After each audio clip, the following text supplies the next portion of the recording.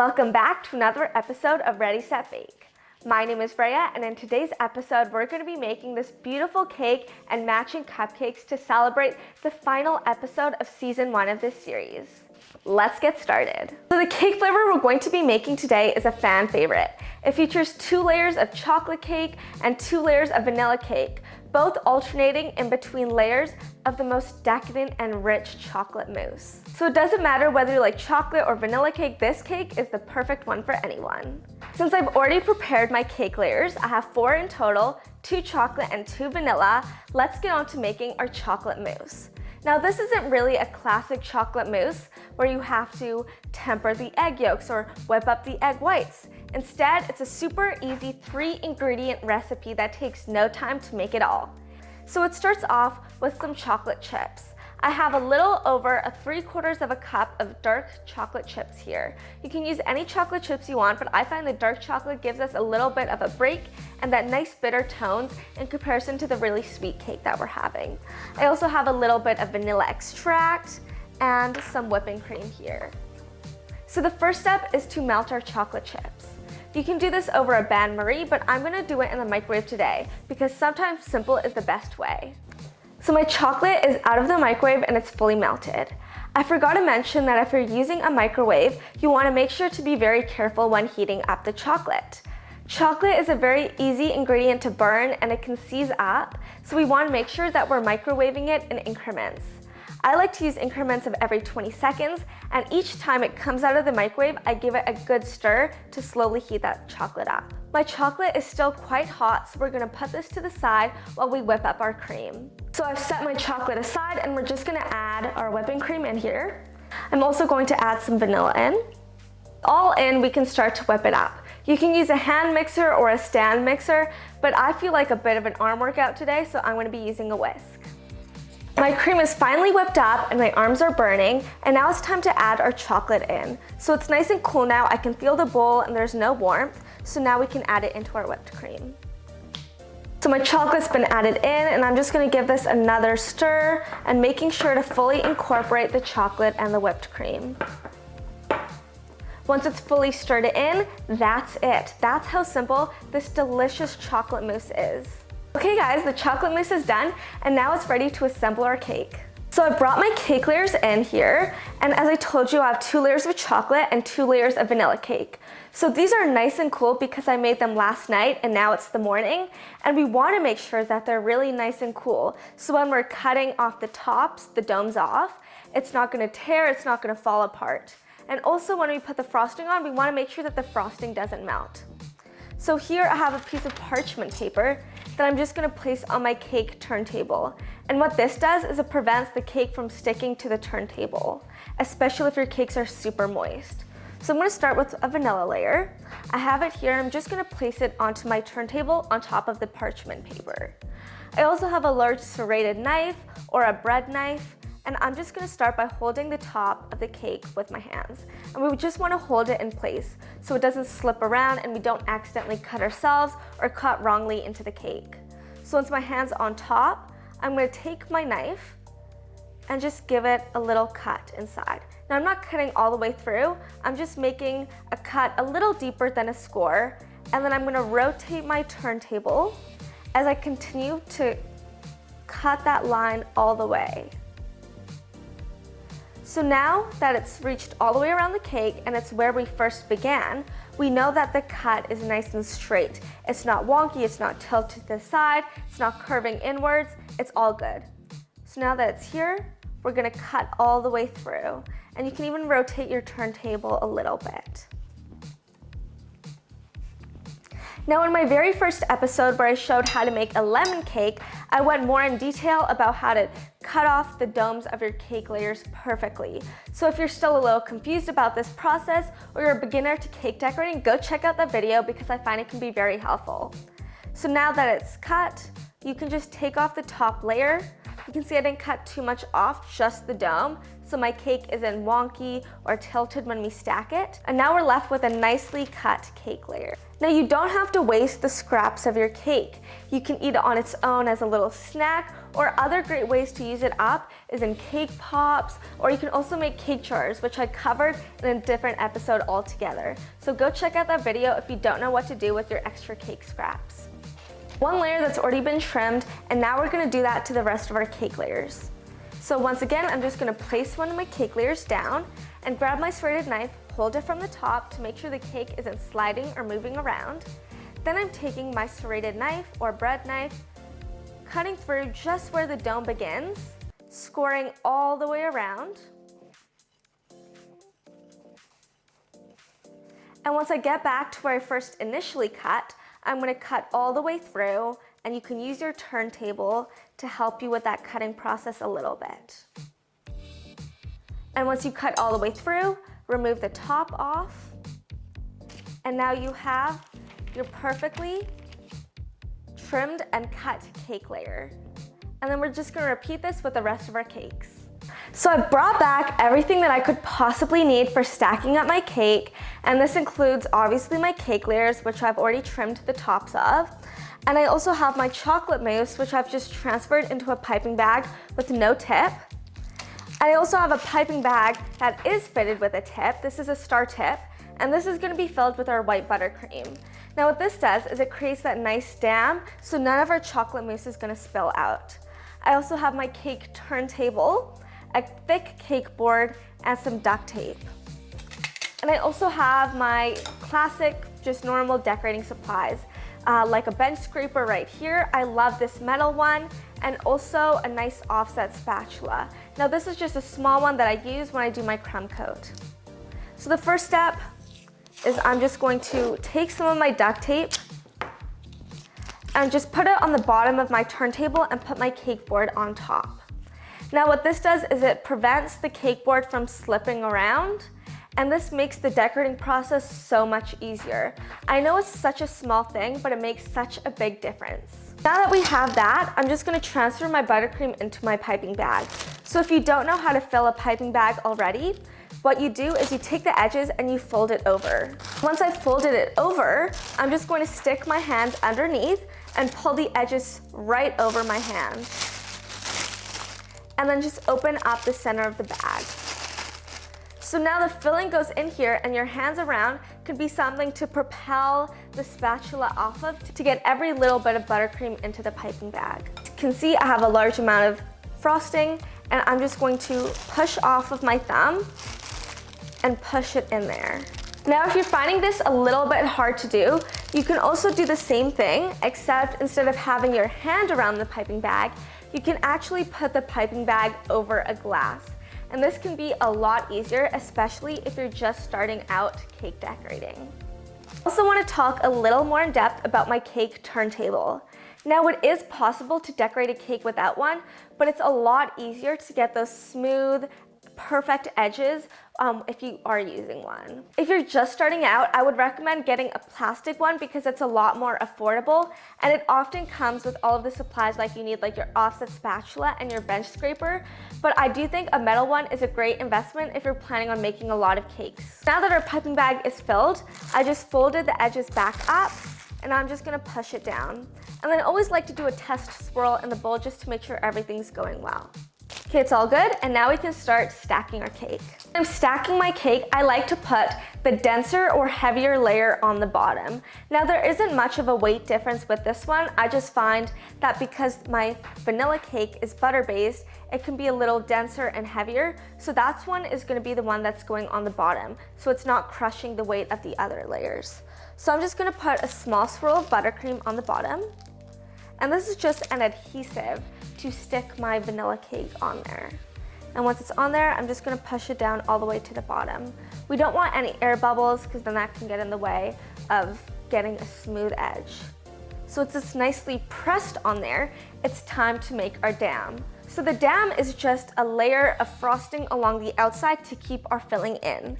Now our chocolate mousse isn't really all that thin, but it can be helpful when you're cutting the slice because it can look a lot more aesthetic. So I'm just grabbing my piping bag. I'm holding it from the top in between my thumb and pointer finger. This is my preferred way of holding the piping bag. And once it's nicely tight around, I like to just twist the top. Now that's there, I squeeze the bag while rotating my turntable and making a nice thick layer of frosting around the outside of my cake. If you're planning on putting a lot of the chocolate mousse inside, you can do a second layer. I love a nice thick layer of filling, so that's what I'm gonna do. So I'm just gonna layer it right on top. Now that's why I like to use a star nozzle instead of just not filling my piping bag with a tip or using a round tip, because I find that it's a lot easier to stack it in, and those little ridges help to keep the filling secure inside. So now what I'm doing is I'm going in with my offset spatula and just going around the inside of the cake, just to create that room for it. And if you have any extra frosting, just scrape it off on your bench scraper, and that can be used for the crumb coat. Just scraping off any of the extra frosting inside, so we get as much of that chocolate mousse as we can. I also like to flatten it down a little bit, and if there's any edges that didn't quite get filled, you can just fill that in with the buttercream. And then I'm going around the outside of my cake with my offset spatula and just rotating my turntable. And now that we have this nice space, we're gonna fill it with our chocolate mousse. So I'm just going in, and you can just fill it all the way. So I just go around the inside and in a circular motion to fill all of it. Now that we have a nice even layer of it, we can go in with our second layer. Now we're alternating between the vanilla and chocolate, and we already put our vanilla down, so now we're gonna put our chocolate. So it doesn't matter which way you put it. You can either put the bottom first down or the top first down. It doesn't matter at all. So I'm just gonna place it the way I'm holding it. And you're gonna wanna make sure it's directly on top of each other. Now I find for this step, it can be helpful just to go to eye level.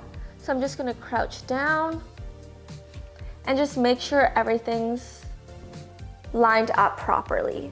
So I can see it's nicely lined up, and my cake has quite a lot of crumbs.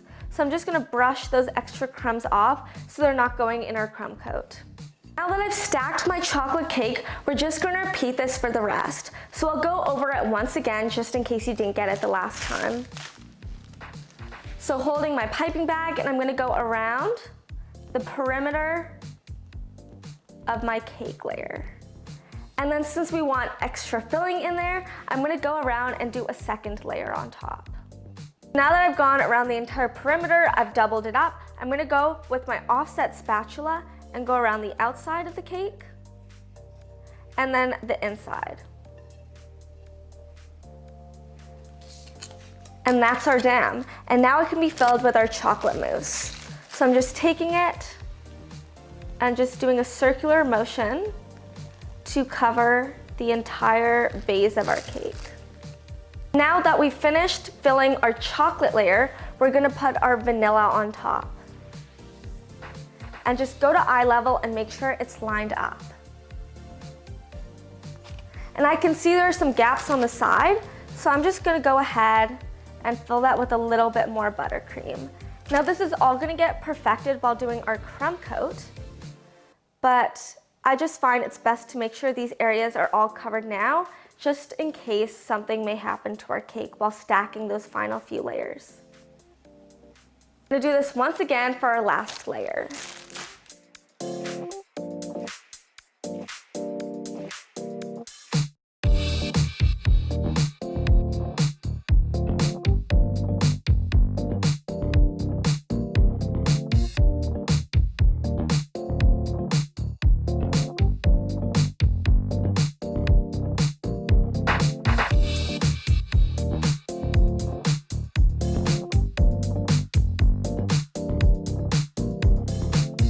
And then once we filled our very last layer, my last chocolate layer is going on top. Now for our last layer, we want to put the layer upside down. So you can see this is where the bottom of the cake was. This is from the bottom of the pan, and this is going to be our nice flat layer for the top. So I'm just going to go ahead, brush those extra crumbs off, and put it on top. So the reason why the bottom is going to be our top of the cake is because it has a nice flat layer. There's no crumbs in there, so it's not gonna produce and kind of get all of those crummies in our crumb coat. And then we're just gonna make sure it's nice and leveled. Obviously, we don't want our cake to be on a slant. We want it to be nice and even and have the weight distributed properly. And then just give it a nice press down. So you can see my cake is nice and straight. It's not angling on one side, not curving to another. And now we can start our crumb coat.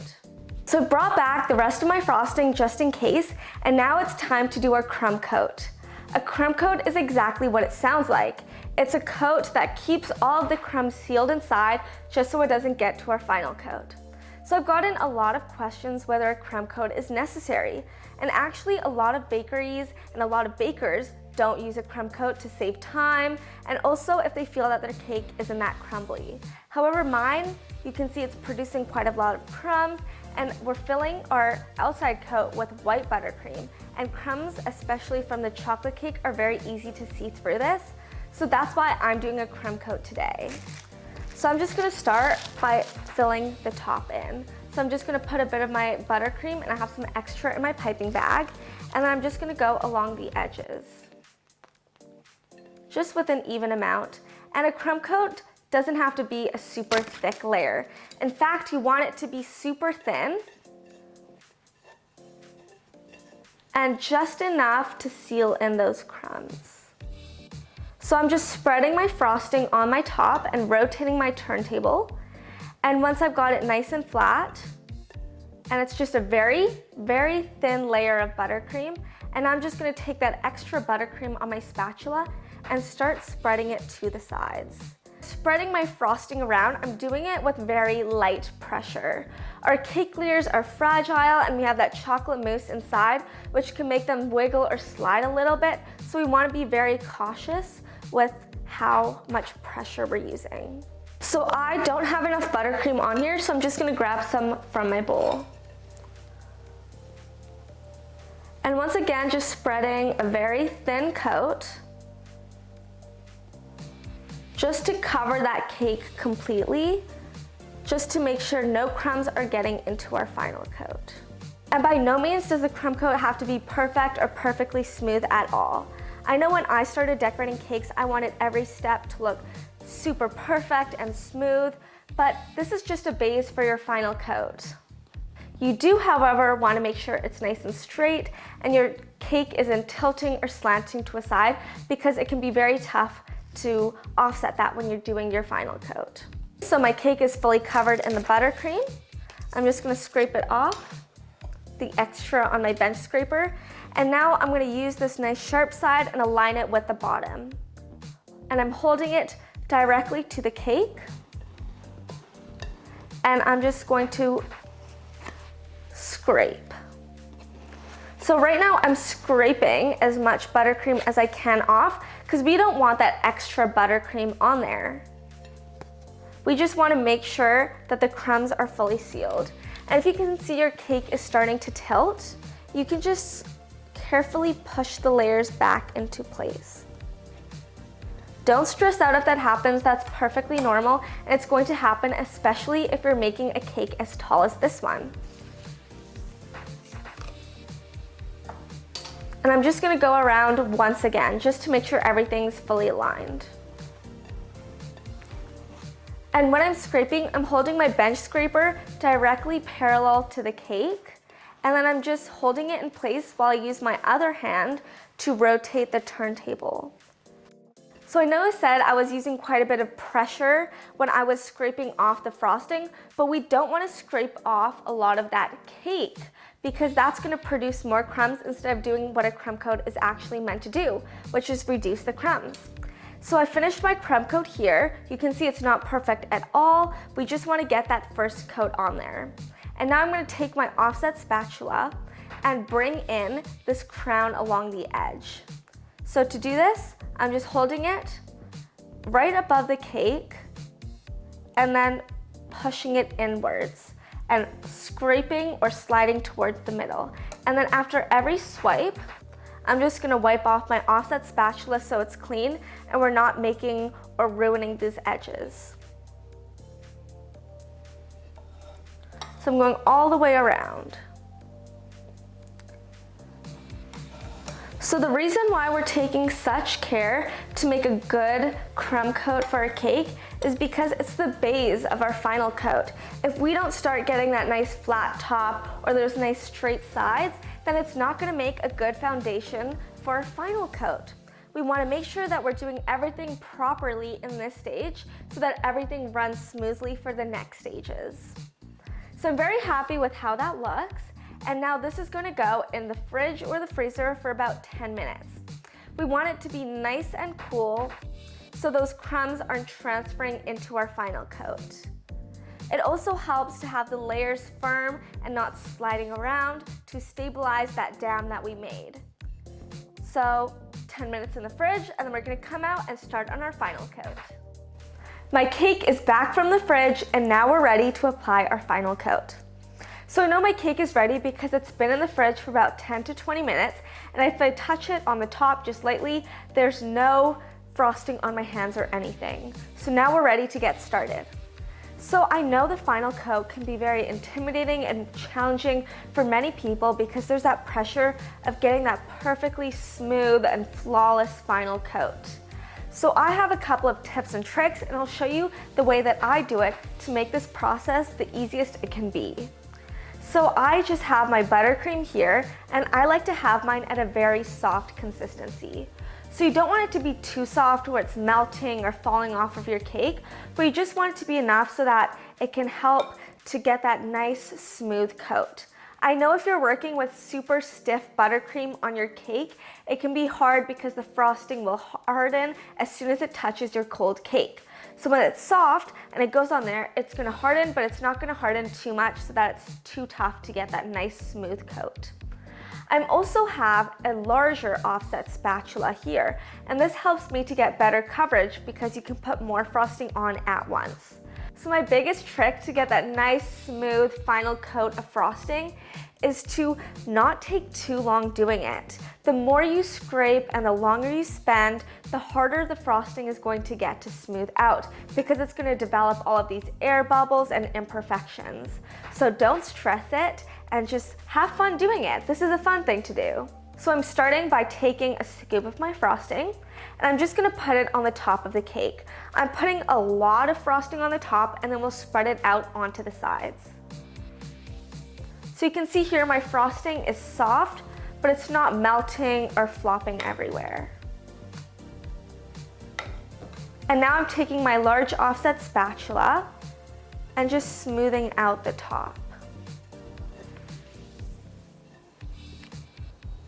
And since we're using white frosting, it's a lot easier to see through to the cake, so we want to make sure we're doing quite a thick layer of frosting.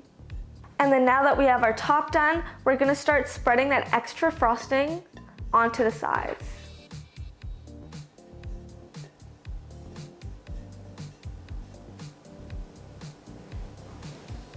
And if you get some frosting just hanging off of the edge like this one right here, just scrape it off and put it back onto the side. So here you can see that there's not enough frosting because you can see my cake through the frosting. So I'm just gonna go ahead and add more. And then I'm just trying to work as quick as I can because the longer you spend on this, the harder it's gonna get to smooth it out. So you just wanna make sure you're doing an even layer all throughout. You don't want some places to have a thicker layer of frosting than the others. And then just like scraping off the bottom, like I said, because it can tend to build up there. And as I was saying about having that perfect, smooth, flawless frosting, we don't really actually need that for this design that we're doing because the flowers on top are gonna be the star of the show, and we're gonna have some abstract streaks of color on the sides too. So don't worry too much about getting that super flawless frosting. As you can see, I'm piling it on quite thick, the frosting, and that's because we're gonna be scraping a lot of it off. So I find it's easier to put a whole bunch on and then scrape it off, and that way you're not patching up every time you scrape it off. Instead, it's just gonna be super quick and easy. Okay, so my whole cake is evenly covered in frosting, and now we can go in with our scraper. So here you can see there's the bottom edge, it has that pointy thing. We're gonna line that up with the bottom.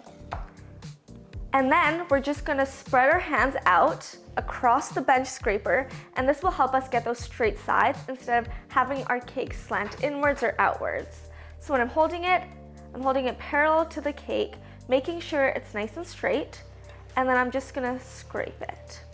So I do say scrape, but a lot of the time, especially for a final coat, we're smoothing it out more so than scraping. We want to get off all of that extra frosting, but we don't want to take off too much because it's going to take forever to get that nice flawless coat. You can see there's patches where there isn't enough frosting, so I'm just going in and filling those gaps in. Once all of those gaps are filled in, I'm going to go ahead and scrape again. You can see here, just because we lined the cake up, it's nice and straight and it's not tilting to one side or another. And I'm just going to repeat this. I'm going to go in with my smaller offset spatula this time because there's significantly less gaps, and we're mainly working on like the top part here. So I just find I get better control with a smaller spatula. Right, so I'm all done my final coat, and I would say it took about 15 minutes or so for me to do this. And now we're just gonna clean off the bottom. We're not gonna smooth off the top quite yet because I've got a trick to show you about how to get the most perfect sharp edges. So I'm gonna start by just scraping it off, making sure it's clean, and I'm just gonna go around the bottom and just kind of swipe away at that buttercream. We don't want to get too close to the cake because the frosting is still not completely cool yet, so we don't want to ruin that perfect smooth coat that we took so long to get. Okay, so I've just cleaned a bit of that surface, and we can go in more once the buttercream has fully set. And now we're just going to put this in the fridge for about 10 more minutes, and then we can start on our final decorations. Alright, so my cake's out of the fridge, the frosting is nice and firm, and now we're going to go in with our bench scraper and kind of cut off that top edge that's hanging over here. Now we're not going in with our spatula and bringing the edges in because I find it doesn't give too much of a sharp edge, and that's the look we're going for here today. So I'm going in with my bench scraper, and I'm just going along the top. I'm just going very light pressure right now just to kind of bring it down a little bit, but as we scrape, we're gonna apply a little bit more pressure. And the top is gonna look messy when we start, but we're gonna clean it off, so don't worry about that right now. All right, so now that it's level with the top, I'm just gonna go in on the sides and just get that excess frosting off, and then cut it in once again with my scraper. So here I've just split my buttercream into 2 bowls. We really don't need that much buttercream because it's just going to be a thin coat on the outside of the cake. But whatever we have left over, we can always use for piping for the decorations on the top. So since I have some pink and purple tones of flowers, that's the same one that I'm going to use for my food coloring. I'm just taking a bowl of buttercream, and I'm going to start by mixing the pink and burgundy together. So I'm starting with a small amount, and I can always add more if we need it. Into the other bowl, I'm going to add my lilac food coloring. Okay, so I'm super happy with how both of our shades look, and now we can start applying it to the sides of our cake. Spread my colors of buttercream on my cake. I'm using my handy tool, my offset spatula, and as you can see, you can use this for so many different things, and that's why it's such an important cake decorating tool to have. I also forgot to mention that you don't just have to use 2 shades. You can use 1 really bold shade, or you can even do 3, even 4 shades of buttercream. And that'll look really nice too. So the design that we're doing here is we're just kind of applying just random streaks of buttercream on the sides of our cake. It does not have to be perfect at all. It can be super abstract, and that's my favorite part about this. So I'm going in. I like to go in with my darker shade first, and then we can put the lighter one on top of it, which will give it a nice contrast. And I'm just going onto the side of my cake. This is actually a little bit too much, so I'm just going to take a little bit off. And then I'm just gonna push it on my cake and just spread it around a little bit. And my cake is cool, so as soon as I put that thin layer of buttercream on there, it's just gonna harden right up. And you can see how it looks here. It looks really nice. So I'm just gonna go around my cake and just put those streaks on there. You can either go really minimalist with this and just do a couple of odd streaks of color here and there, or you can go all in like I'm doing and do a whole bunch all around the cake. I finished adding my darker color on there, and now we can go in with our lighter shade of pink. And when I'm doing the lighter shade of pink, I like to go on top of my other darker buttercream, and this creates some really nice colors. So I think I'm all finished with adding the colored streaks on there, and we're gonna go in with our bench scraper one more time on the top, just because we added that colored buttercream on there, and that's gonna keep those nice sharp edges. Okay, and now we're gonna put this cake aside just for a moment while we prepare our flowers. All right, so I brought my lovely flowers in, and now it's time to prepare them for the cake. I love flowers on cakes, and I think that they can look so beautiful. However, it's super important that we're preparing them properly to make them safe for putting inside our cake. I also have some floral tape, and you can just purchase this from your local craft store or florist store. In fact, I actually got this from my local cake decorating store, and some nice sharp scissors or shears. So I've got one of my roses here. It's this lovely peach color, and I'm just gonna start by pulling off the leaves that's on the stem, and then we're just gonna cut it down. We don't wanna cut it down too short. I would say leave a little bit longer than you would need it to be. So I'm just cutting it around here, so I have about 2.5 inches of space. Cutting it off, and then I'm just gonna take my floral tape. And now floral tape comes in so many different colors. However, I like to get it in like a nice dark green color because I find it matches with most stem colors. You can also get white if you're doing it on a wedding cake because it helps to blend in with the frosting color. Floral tape is a very interesting thing. Like if you feel it, it's not sticky at all. However, when you stretch it, that activates the glue, and you can wrap it around and it only sticks to the stem and itself. So I'm just grabbing quite a bit because we're going to be wrapping it a few times around. And then we're just going to go ahead and stretch the tape. And once it's stretchy, it's going to be activated, so we're going to put it around the top of the stem. We're wrapping it around itself because that's the only way it's going to stick. And then I'm just slowly bringing it down. I'm making sure I'm wrapping it quite tightly. And I'm just slowly lowering it down, making sure it's overlapping every single time. I'm just wrapping it around the base a couple of times, and I'm pinching the edge of the overhang and putting my tape over. Now what this is going to do is it's going to prevent the juices from the stem from flowing out into our cake. And this is what's going to make it safe to insert. Okay, and I'm just going to pinch the end one more time and just make sure it's not going to unravel or come loose. All right, that's our prepared flower. And now what we're going to do is I'm going to loosen up the petals a little bit. So if you see there's any wilted petals, go ahead and pull that off. I don't really see any on mine.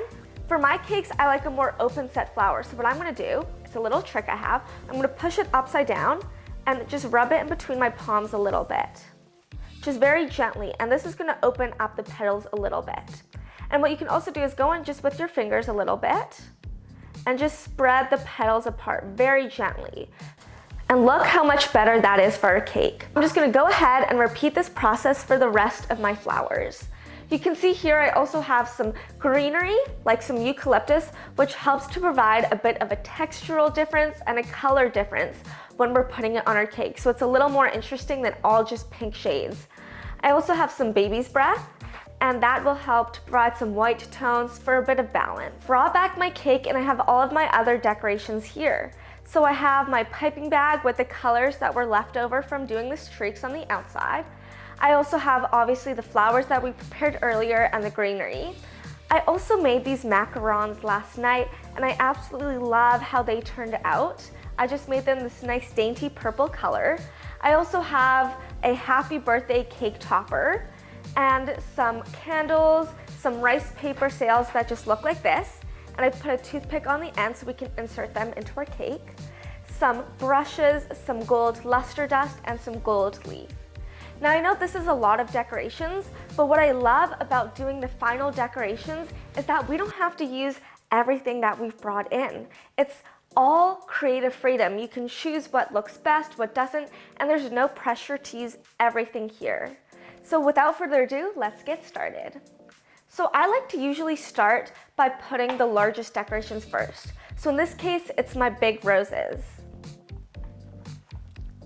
So I'm just going to have a look, locate the front of my cake, or what's going to be the front, and just kind of see where everything would look best. So I think I'm gonna put my first flower just lying on the side a little bit, but it's gonna be really hard to stick this into our cold cake without damaging the flower and the stems that we worked so hard to cover. So I like to take a little skewer like this. I look exactly where the stem is going to be inserted into, and then I push a hole in with my skewer. And this is just going to be a little place for our flower to go in, and you can see it's so much easier to put it in our cake now, just like that. And if it doesn't look quite right to you, it's totally fine to just pull it out, re-poke the skewer in, and if you don't want it in this place at all, you can actually just take a bit of your frosting and cover it up. It's super easy.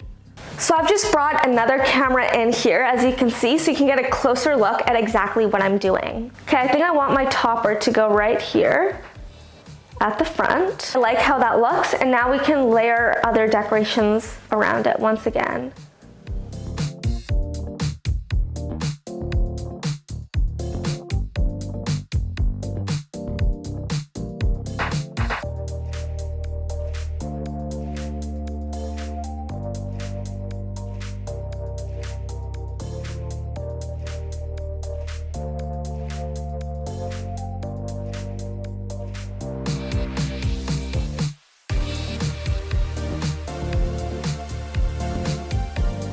Alright, so I finished all of the decorations for the top. I'm so incredibly happy with how it turned out. I love all of the greenery in there and the nice roses and the macarons and the baby's breath. I just love how it's nice and busy, and there's a little bit of everything in there too. So now I'm going to add some decorations onto the bottom. So whenever I have a lot of height at the top and it's really busy, I always like to add a little bit of something to the bottom just to provide that balance to the cake. So I have the baby's breath, the macaron, and the sail. Yeah, I like that. So now I'm just gonna go ahead and attach it with my buttercream. Cake is finished. I love how it turned out, and I am an absolute sucker for fresh florals and macarons and rice paper sails on a cake. But I thought we could also make some matching cupcakes together. So I have my other piping bag, which is the same one that I used, and I also have some white buttercream here. So what I'm gonna do is I'm gonna do a two-tone. So instead of taking all of our buttercream out and doing two separate colors, I'm just going to add some of this in, and it's going to blend in as we pipe it out. So I'm kind of just pushing the white buttercream to one side.